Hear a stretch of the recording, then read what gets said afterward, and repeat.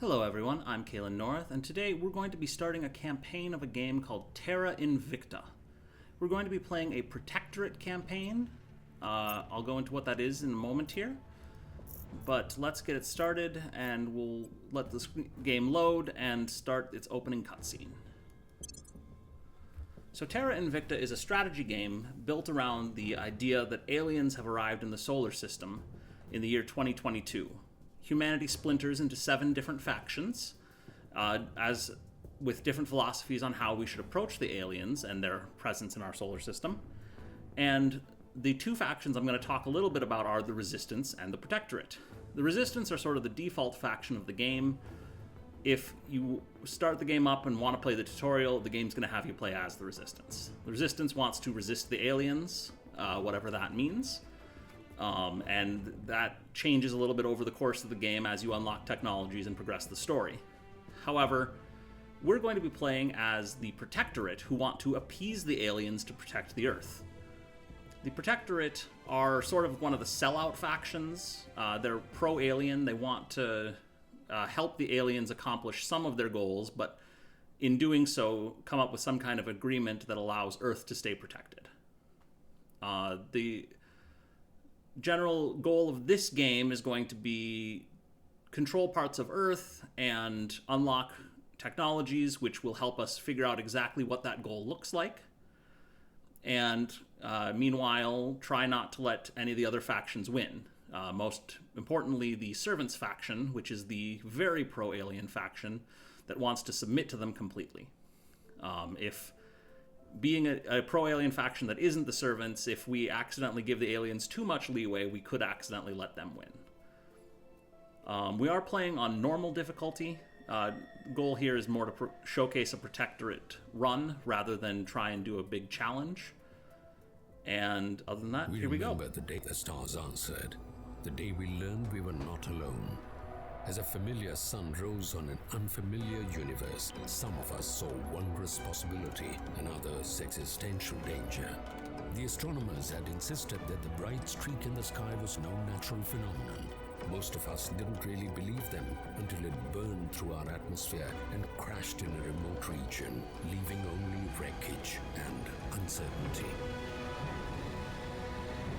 In our ignorance, we fractured, taking refuge in our most primal emotions. Each of us saw what we wanted to see. The world we know is more precarious than anyone cares to admit. It rests upon a delicate balance of compromise and mutual understanding. And when a terrifying new force upends that fragile peace, it falls to us to put the pieces back together, to create new balance for us and for our children.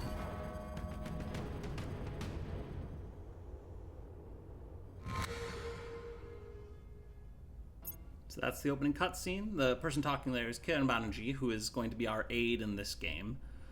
In other games, he runs the Protectorate on his own. And here we go with the UFO crashing on Earth down in China. And we're going to hop into some more story right away, and then we'll get into the strategy part of the game. Welcome, Commissioner. The Council has appointed you leader of our organization. I am Kiran Banerjee, your aide. The alien arrival represents the greatest danger humanity has ever faced. Any species able to cross the vastness of space and reach our planet must dwarf our own in power.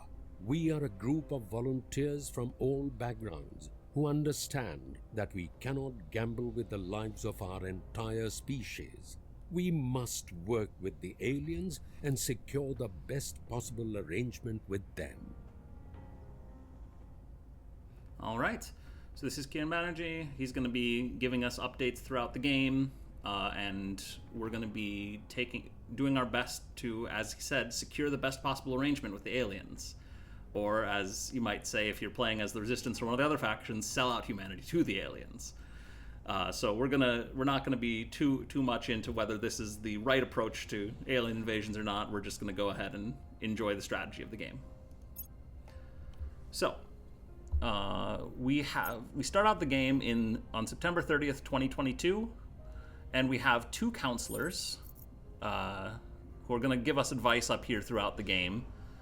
And our counselors are Eric Pereira and, At your service. Rentika Joshipura. So we're going to start out by actually taking a look at our counselors and seeing what missions they have and what they can do. So here, Eric has a pretty good persuasion score of 7 and a very good administration score of 8. These are all on a scale of 0 to 25. We're not going to... Anything 7 and above right now is pretty good. Anything below that is probably not the most usable, although in a pinch we can figure out a way to make it work. In addition, Eric has the government trait, which helps with acquiring certain organizations. Technocrat is not ideal. That's going to hurt his persuasion a little bit. It does give him a lot of administration, which is kind of nice, and that bonus to social science could be really useful. Connected gets us some nice income from one of our resources. There's a bunch of resources in this game. We'll talk about the important ones in a minute. They're all important to some extent. And then Prosperous gets us a little bit of extra money. As far as missions go, the important ones we have right now are he can investigate alien activity, he can control nations, he can turn counselors, which is really nice to have early on. I don't know that we're going to use it particularly much just because his persuasion score isn't great yet, but we are going to potentially be able to use that quite a bit. Stabilized Nation is also somewhat useful, and other than that, there's not too much to talk about with the other missions he has available. Rantika is also government. Cynic isn't great, but we can work on loyalty later on.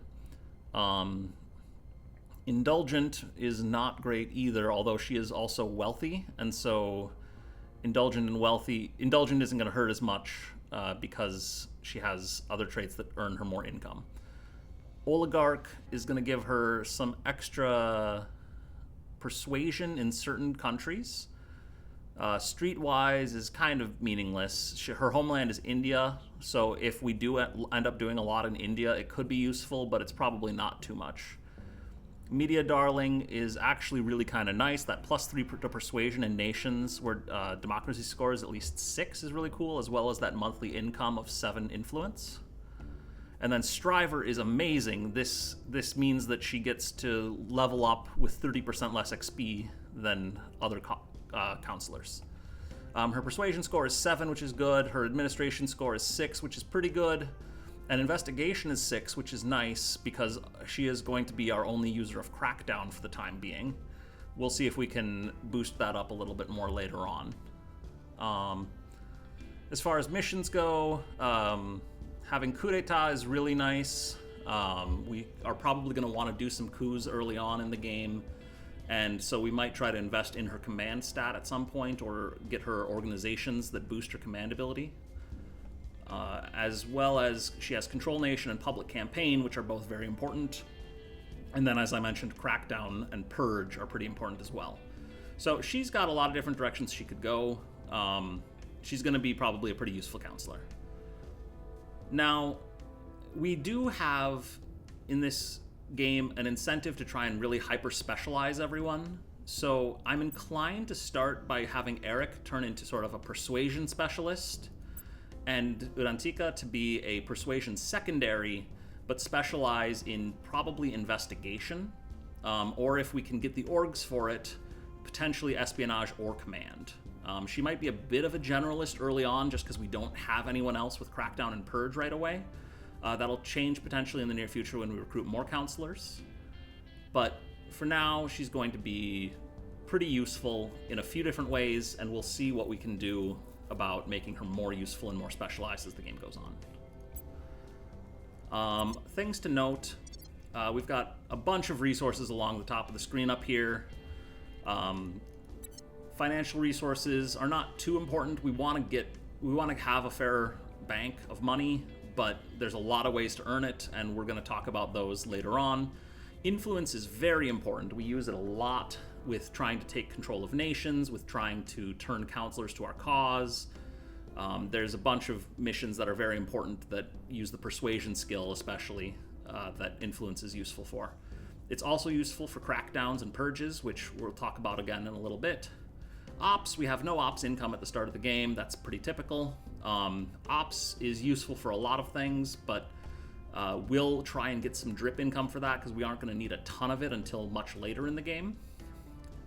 Boost, we have no boost. Boost represents our ability to send material into outer space. This is probably the most important resource in the early game because we really want to rush our way into space in order to start mining all of our space materials over here, which I'm not going to go into details on, but we can talk about once we actually start getting to that point. Mission control is another important resource. We'll be getting mission control by building it in various nations that we control. For the time being, though, it's not really all that important to talk about, other than we want a lot of it, and after boost stops being very important, mission control is going to become very important. Finally, science. Science is very, very useful. There's a couple of different ways that science gets used in this game. One is to research global technologies, and one is to research faction projects. We want a lot of science because we want to be doing both, and we want to be doing it as fast as we can. Finally, this is our control point cap. This is sort of just a representation of how much influence we can exert over the world. We're not going to be talking too much about it until we get close to it, but needless to say, 132 is, typical for the beginning of the game. We're going to be trying to get that up as time goes on. All right, so we want to start out by not actually doing anything with our counselors, but actually going and looking at getting a new counselor. We can recruit up to 4 counselors at the beginning of the game, and there's some technologies that allow us to upgrade it to a 5th and a 6th.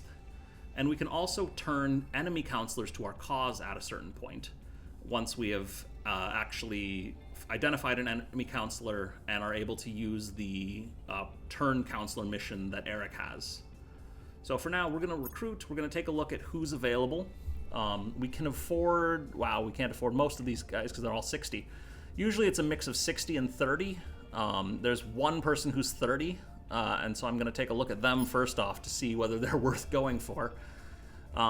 They're a high persuasion, high espionage, or moderate espionage, but they don't have the purge mission, which makes that good espionage stat pretty useless. We probably care more about what missions the counselor has available than we care about their exact stats to begin with, just because stats can easily be augmented by experience points and also by orgs that we equip with the administration stat. And so while Jande is interesting, he's probably not all that good for us. He has stabilized nation, he has control nation, he has turn counselor, but generally speaking, this is not the most interesting set of abilities. So I'm not going to go into the rest of these guys because we can't afford them yet, but once we get up to 60 influence, we'll try and see what we can do about that. As is, I'm going to go into the research and development tab. So this is where I was talking about there are global research projects and there are faction projects. And we're going to actually turn off our faction project. I say that, but I need to actually turn on one of the global research projects first. So I'm going to put a pip into each of We Are Not Alone and Skywatch. These pips represent what portion of our research is going to go towards that project. So right now, it's going 1/3, 1/3, 1/3 between the 3 different projects. I'm going to turn off audience research so it's 50-50 between these 2. Early on, the only projects we have available are audience research, commercial research, management research, and operations research, all of which are little projects that give us more of these resources. The most useful of these is management research, which increases our CP cap up here. I don't remember if I called it CP cap earlier, but it's control point cap. But it's also very expensive and not worth researching very early on in the game. It's going to become more important later on. Other projects will unlock as global technologies finish. So for the time being, I'm going to go ahead and have us work on We Are Not Alone and Skywatch. Actually, I say that, but looking at the bonuses we have, because one of our counselors has that bonus to social science research, we actually do better with We Are Not Alone. So we allocate half of our research and then get a 5% bonus to it on We Are Not Alone. So you see we get 0.617 per day versus 0.587. So I'm actually going to just let the AI research Skywatch, and I will dedicate all of our research to We Are Not Alone. We will probably want to try and take over all of the research projects after a certain point and do the majority of the work on them. Reason being, whoever contributes the most to a project gets to determine the next technology that's researched, and we really want to control the direction of research if we can. So then let's go ahead and take our counselors, and we're going to start by having Eric run Investigate Alien Activity in China.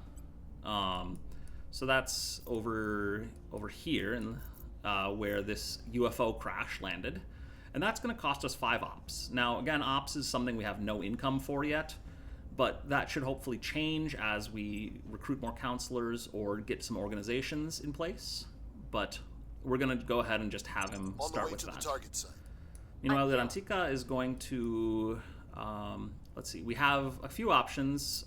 We can control nation, we could do public campaign, we could do coup d'etat, but her command stat is only 2, and so it's very unlikely to work. There's a few different nations we want to pay attention to early on in the game. One of them is Kazakhstan, which has a very, very good boost income for early in the game. It is part of the Eurasian Union, and so that boost income gets spread out among larger countries. But we can try and launch a coup in Kazakhstan at some point. Obviously not very effectively right now, only a 2% chance of success, in order to get them out of the Eurasian Union, or we can simply take control and wait in order to let them leave the Union more gracefully, without having to, launch a coup. Other interesting countries early on, Singapore has pretty much the highest GDP per capita of any country in the world at the beginning of the game. And so it's really good for generating money income, which we're going to want at some point. So I think that what I'd probably like to do here is immediately try and take Singapore in order to start working on that money income. And then we're going to work our way up to Kazakhstan, as well as starting to work for what the meta of the game sort of refers to as one of the big 4 nations, which are China, India, the United States, and France, or more by extension, the European Union. So I'm gonna decide later on which one of those I want to do. Another thing that we can check at this point is we have this little nations tab here, which gives us information about every country in the game. And we can actually sort it by the public opinion we have in those nations. So, for example, we have pretty good public opinion in the Himalayan states, which are adjacent to India, so that'd be one reason to go for India this run. We have pretty good public opinion in Kazakhstan, which is actually really appealing. Central African Republic, Greece, Ethiopia, none of those are going to be particularly important early on. Looking down, Israel could be kind of useful, although this far down the list, we're quite unpopular already. We only have 4% public support in Israel. So I think that I'm mostly going to take advantage of the fact that we've got this high popular support in Kazakhstan and see if we can take control there and start working towards our boost income.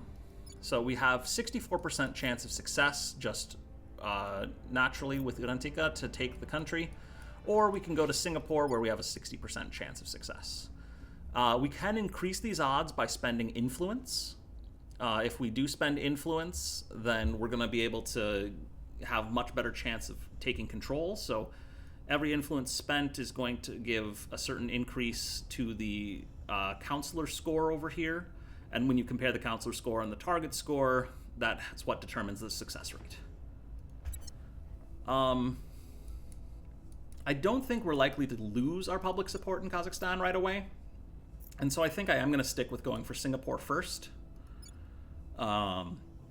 We could also try and do public campaigns to increase our popularity in those countries.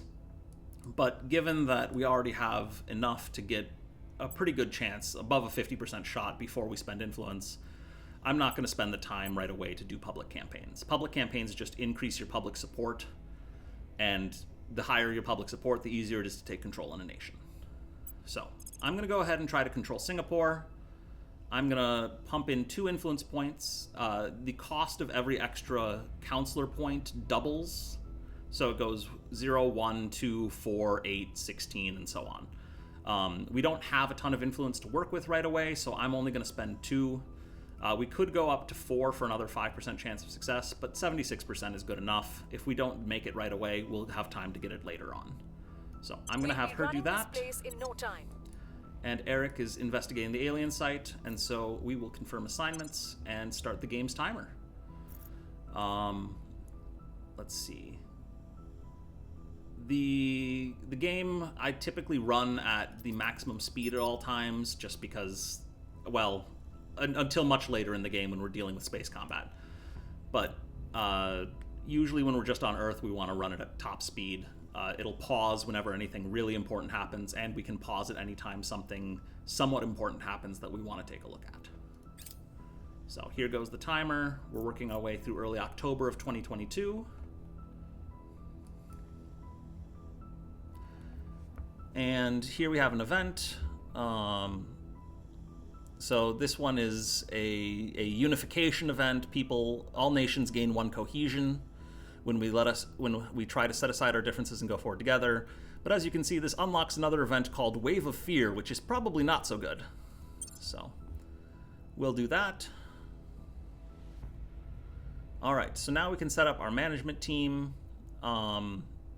This gives us a little permanent boost of something. And so lobbyists and influencers give us more influence income. Scientists and engineers give us monthly research bonuses. Our current monthly research is 37.5, and the scientists and engineers would bring that up by 15, which is pretty nice. Officers and operators gives us ops income, which I actually like quite a bit, because otherwise it's a little hard sometimes to get ops early on in the game. And financiers and investors gives us money, and again, we're probably not going to need to worry that much about money. We've got some strategies that'll take care of that for us for the most part. Here I'm mostly torn between scientists and engineers and officers and operators, is whether I want to get more ops income right away or whether I'm happy just trying to increase my science by a good chunk. To actually make that decision, I'm going to go back and look at the research and development screen here, which you can only see part of, unfortunately, because the pop-up is in the way. But we're currently leading on We Are Not Alone, and so I'm not feeling super urgent about trying to boost that. We're going to have a lot of other chances to boost science income later on, and so I'm going to just start getting our ops income so that we have some to work with as time goes on. They found something. All right, so our counselor Eric has finished investigating the alien site. This will progress the story as well as give us a bonus to research on the aliens in the future. The race to meet an alien is underway, Commissioner. We've had a good start. All right, so we gained some influence, we gained some science, and let's see. A little bit of story progression here where the alien ship is being debated over. We really want to reach out to the aliens because that's sort of our goal, is to negotiate with them some kind of peace treaty. But other than that, and we unlocked the Alien Signatures project, so that'll be useful. I'm going to hit Take Me There. That'll hop us to this research screen. And now I'm going to change the project from audience research to alien signatures. And I'm going to go ahead and split our research. I do want to keep the most on We Are Not Alone if possible, but I do also want to get the Alien Signatures project going because it's going to take us some time to complete. Right now, let's see, we've contributed 31 research on We Are Not Alone. Second most is the Initiative with 17. So if we just split our research in half, we should probably still do all right. But I'm kind of tempted to do more of like a 3-to-2 ratio or something like that. Just pump this up to there and pump that to there. So we're doing 60% on We Are Not Alone and 40% on Alien Signatures. That may or may not matter too much. If we start falling behind, I'll check on this again in a little bit, and we can always change the allocation as need be. We've gained significant support. All right, and we succeeded in Singapore in taking control. So success chance was 76%, roll was 17%. Anytime the roll is less than the success chance, we succeed. So that gets us access to Singapore. So now this is the nation screen. There's a lot of information on these 4 tabs. The one that we care about, though, is the priorities tab. We have this default appease priority that isn't really all that useful. And I'm going to just hit kleptocratic here, which allocates everything to what's called the spoils resource. And now if I wanted to change things around, I could do that from here without having to clear out all of the other things. As to what each of these does, we'll talk about it a little more as it becomes relevant, but spoils is the main thing we want to do with Singapore.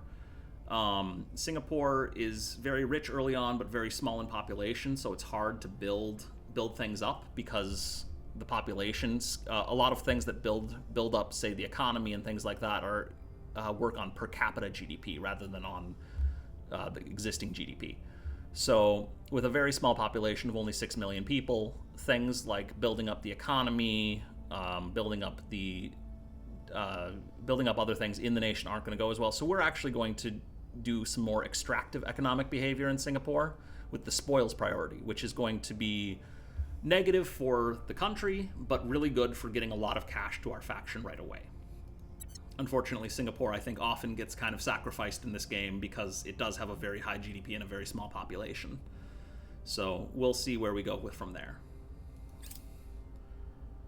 So as you can see here, we're already going to start getting some spoils income right away.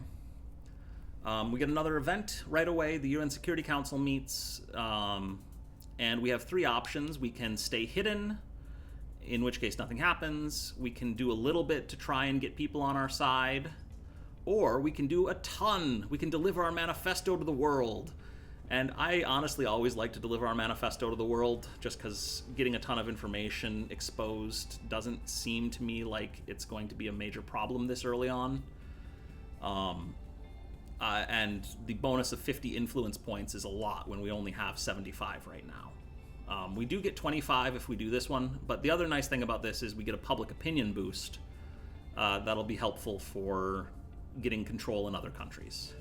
So I'm going to deliver our manifesto to the world. They are not life forms or xenosapiens. And here we have our first enemy faction. Incarnate. Humanity First, the basically terrorists who want to kill all of the aliens. We are working against Humanity First in this game because we do not want... They will view us as traitors who are supporting the aliens. So they're going to be one of our enemy factions. Technically all the factions are enemies, but Humanity First is going to be have the most enmity towards us. They are here to cleanse our sick world. Here are the servants. The aliens They're are going to be our main saviors, competitor. and While all who we oppose them have a are lot in common enemies with of the them, future. they want to just submit to the aliens, whereas we want to let the aliens win, but with us in as good a position as possible. So we don't want to let the servants win. And those are the only 2 factions that have shown up. We can hop into this intel panel in order to see all of the factions we've encountered. So here's Humanity First, here's the Servants, and then there's 4 other factions, the Resistance, the Initiative, the Academy, and Project Exodus, which we don't know anything about yet. Now, everyone else has recruited a counselor right away. We didn't recruit a 3rd counselor immediately, but we have a lot more influence now, and so it's going to be worth going and grabbing a 3rd or possibly even a 4th counselor at this point. So I'm going to hop into our council screen, I'm going to hit recruit, and now we can afford all of those folks who were too expensive before. So we'll take a look at what kinds of folks there are. Here, so again, we have right now someone who's very good at persuasion and someone who's fairly good at investigation. So we're going to probably have those be our primary roles for these 2. We want someone who's good in every stat, more or less, or at least persuasion, investigation, espionage, and command. We want everyone to be good in administration, and eventually science is going to matter a lot, but not so much early on. Security also is going to matter a lot eventually, but isn't very important until later in the game when the AI is going to start trying to assassinate our counselors. So we really want to look for someone with espionage and or command right now. Zachary doesn't really have good espionage projects and has no command missions. Not projects. And so not very interesting. He does have the social scientist trait, which is kind of cool, 15% bonus to social science research. But I don't think it's worth taking him, given that he really can't meet either of the needs we have right now. He's got a very good science score, but again, that's going to be more useful later on in the game. Yoi has, again, doesn't have the missions that we want to see here. Steel Project is kind of useful.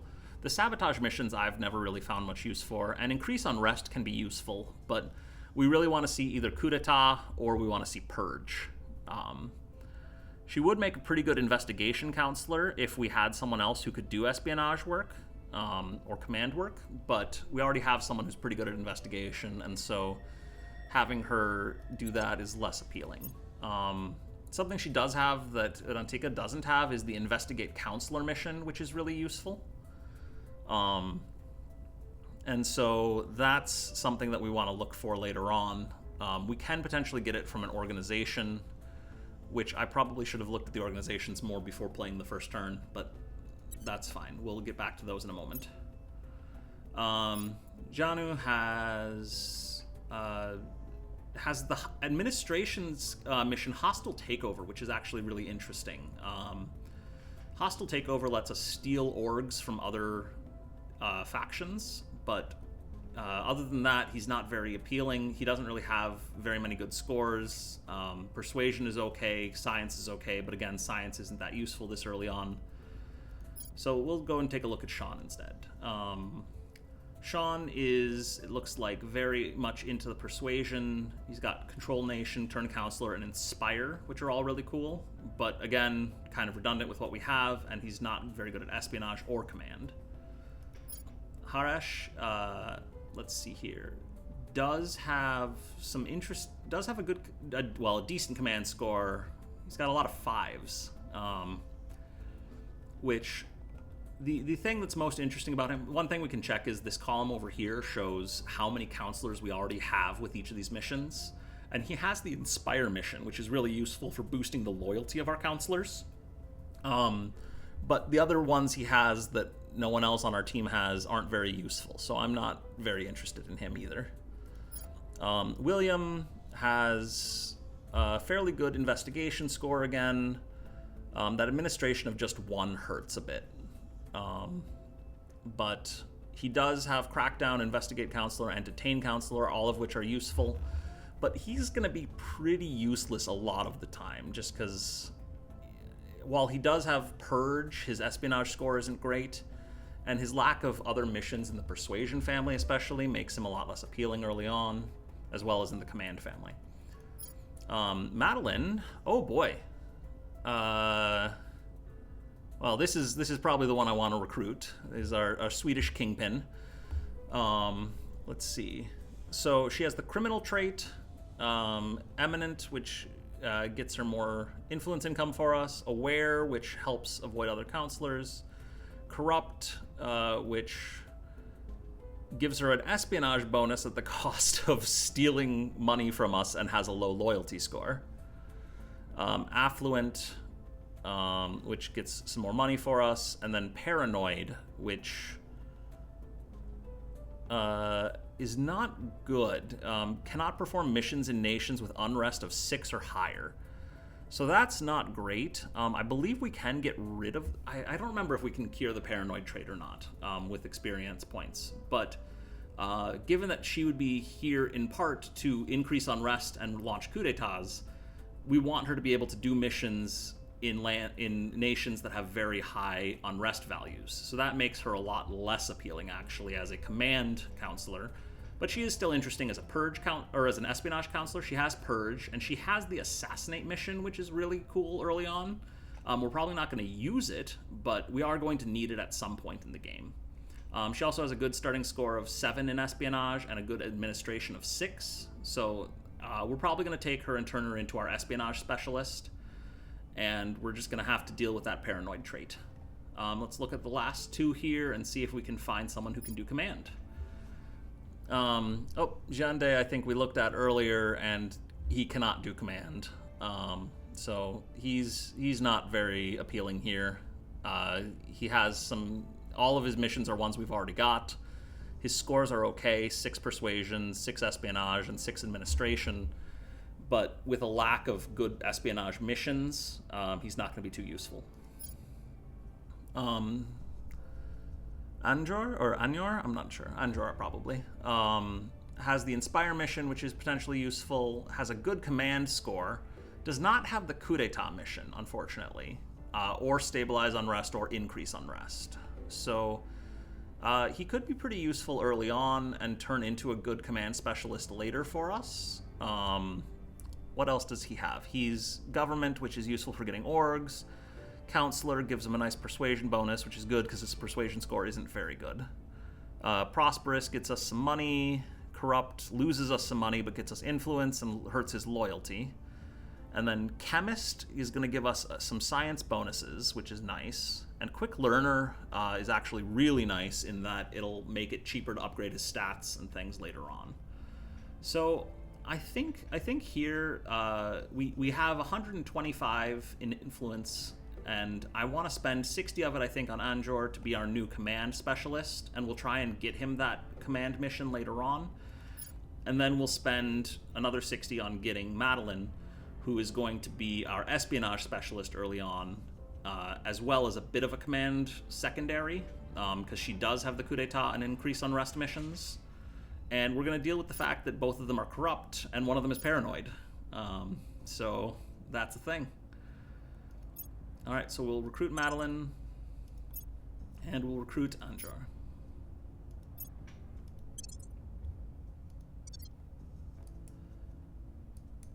Then I want to take a look at orgs quickly. We talked a little bit about them earlier, or I've mentioned them at least. Organizations cost some amount of resources, usually influence or money, sometimes ops in this case. And they grant missions, they grant bonuses, they sometimes help us with certain nation priorities. So one org here is the Central Intelligence Agency, which we're not going to take. It costs way more influence than we have. It has a ongoing cost of negative $400 per month, which we cannot in any way afford. But it does show a few different things that orgs have. So missions granted, we have Assassinate, Increase Unrest, Coup d'etat, and Purge. So something like this would be really useful for Anjor, who we want to get better command missions on. But we're not going to mess around with that particular org.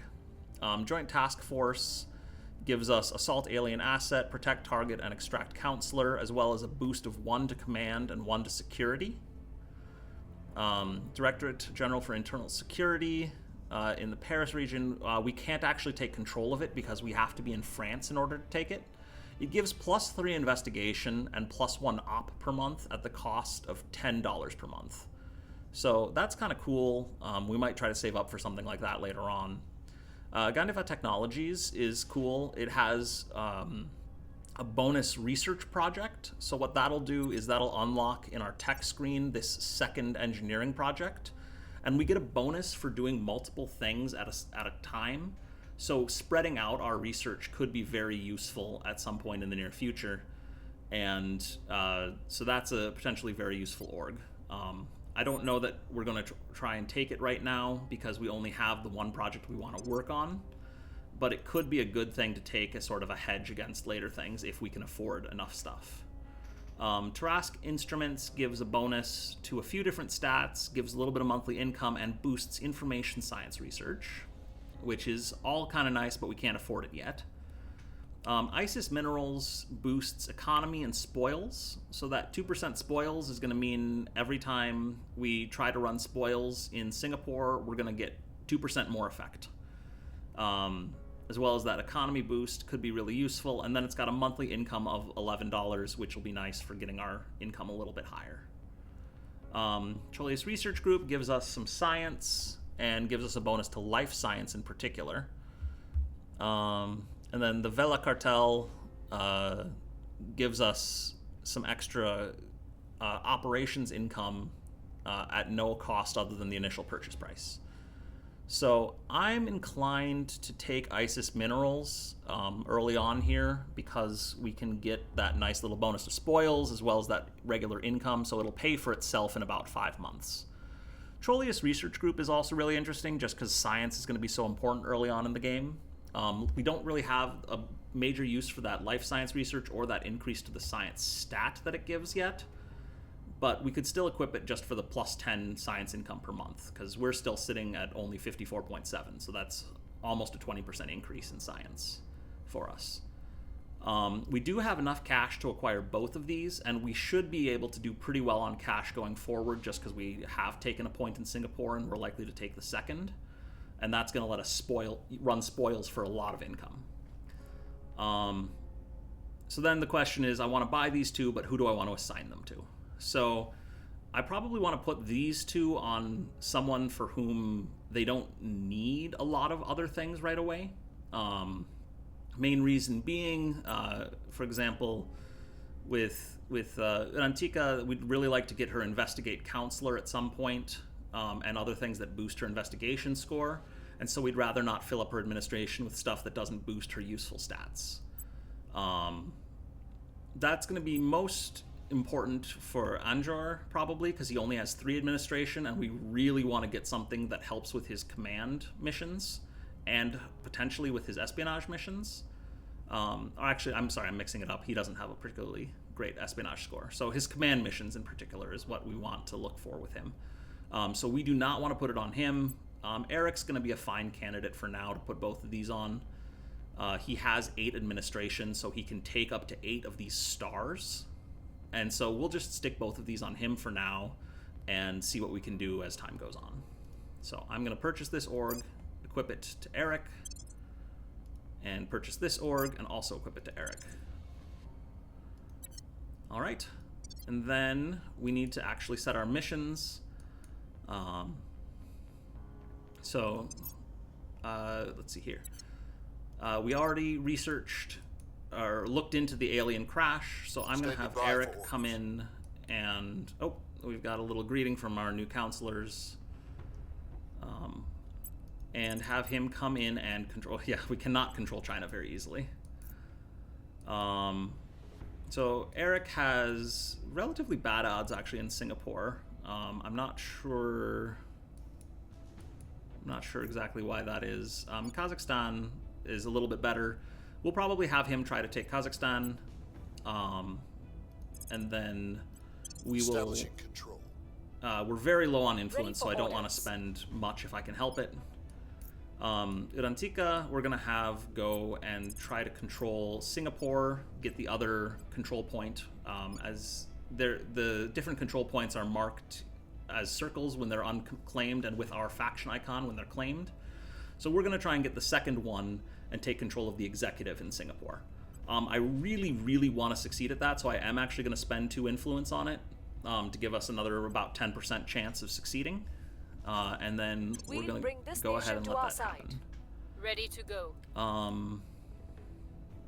Something else we could consider is whether Madeline could actually launch a coup in Kazakhstan.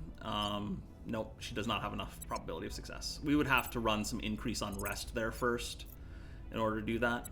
So instead, I'm going to have her go over and try and use this fairly bad persuasion score to just take control of a small country somewhere else. One thing we can do is we can check what her odds are in any country. And so her best chance is going to be to go into Belize or the Himalayan states.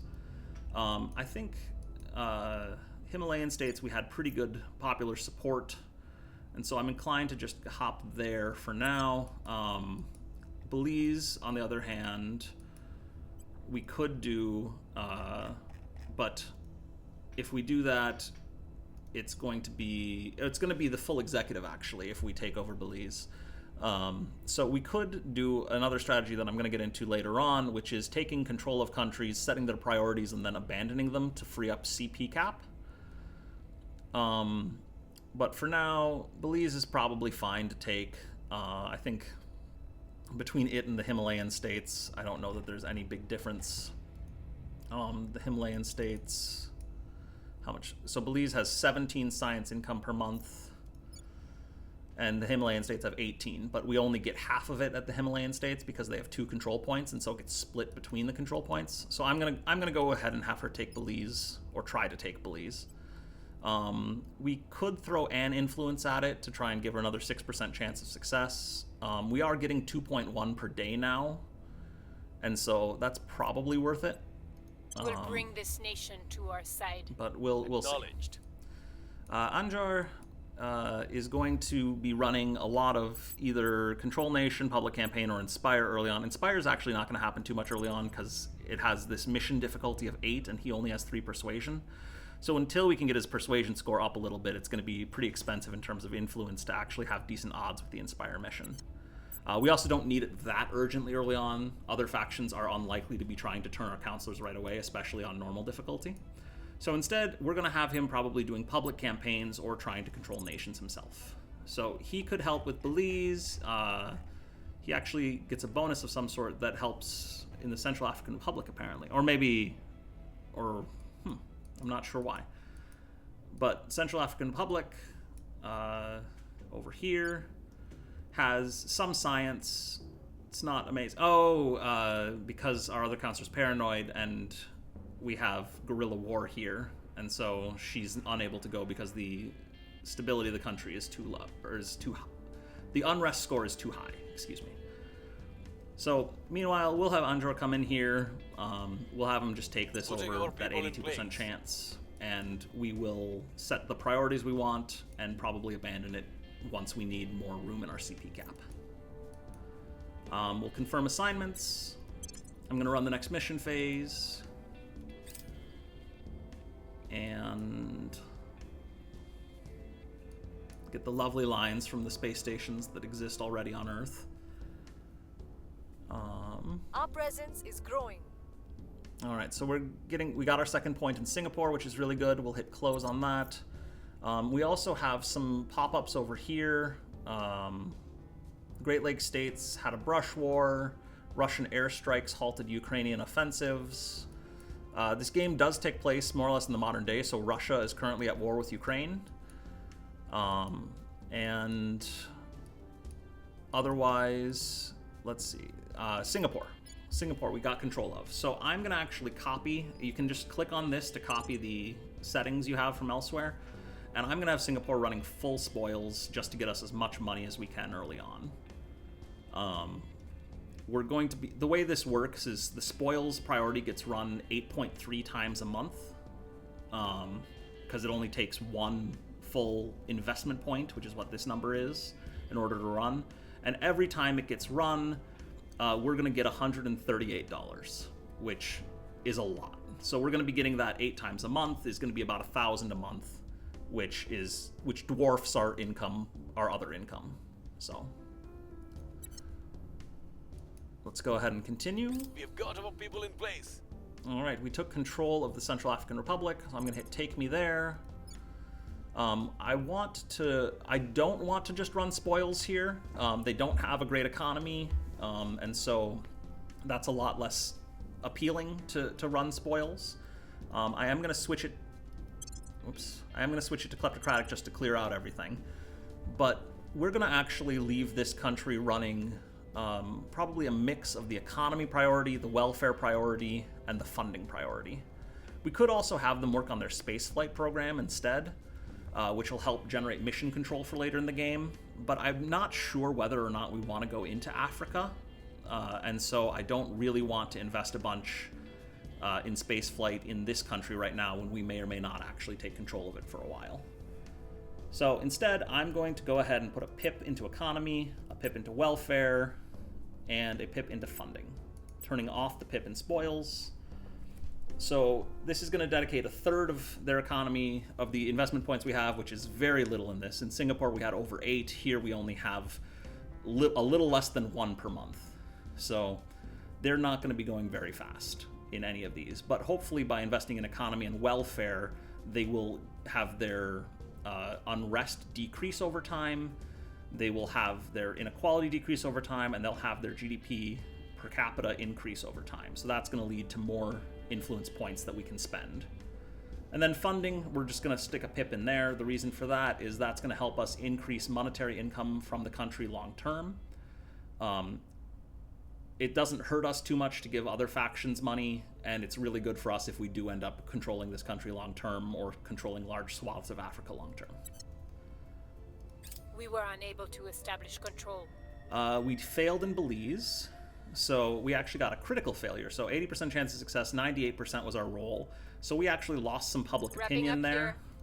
So our little chunk of the pie shrank. But that's fine. We didn't really need Belize early on. Bigger question is here in Kazakhstan, we managed to get success, so that's good. We'll be ready for new orders. Now, Kazakhstan, we don't want to really run spoils. We could run economic growth. They've got a better population of 19.3 million, so 3 times that of Singapore. But we probably want to focus on increasing their boost priority, because that's going to generate for us this boost income. So I'm going to switch to the kleptocratic one just to clear it out, and I'm going to put everything the country is doing into boost for now. Right now it's only generating 0.15 boost per month rather than the possible 2.5, because we only have one of the 2 control points, and also this Eurasian Union means that a lot of the boost is getting eaten up by Russia and other countries. So we want to get Kazakhstan out of the Eurasian Union as soon as possible, in order to get all of that boost income for ourselves. But for now, we're just going to let them invest in more boost. We'll turn them into a bit of a powerhouse with that, and we'll see what happens.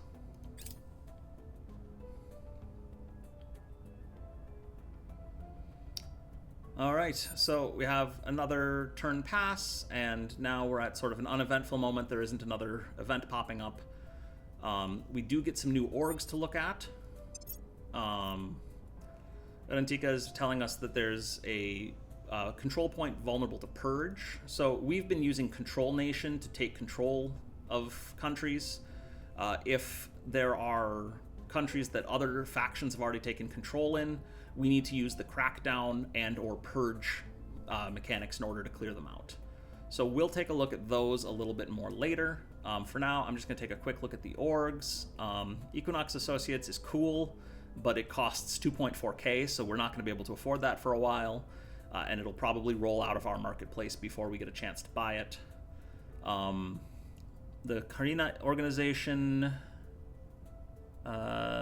we can almost afford, but not quite, and it grants Assassinate, which is cool, but I think we already had Assassinate on Madeline, so it's less urgent to try and get that.